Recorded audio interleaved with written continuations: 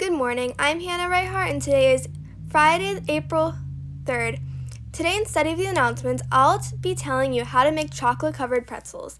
The ingredients needed are chocolate melts and pretzels. First, you'll need a glass bowl. I used a metal bowl, but I highly recommend using a glass bowl. Next, you fill a medium-sized saucepan a fourth the way full with water. Then put your metal or glass bowl filled with chocolate melts into the medium-sized saucepan. Put your saucepan on the stove at medium-high heat for best results. Once your chocolate starts to melt, stir it with a whisk every 5 minutes. Repeat until chocolate is fully melted to a smooth consistency. Once your chocolate is melted, get your pretzels and start dipping the pretzels in the melted chocolate. Dip your pretzels halfway into the chocolate, then tap the pretzels on the side of the bowl to remove the excess chocolate. Continue until you use all of your chocolate and pretzels. Let the dipped pretzels set for 45 minutes to an hour. Then enjoy your delicious chocolate-covered pretzels. This is how to make chocolate-covered pretzels, and have a great day.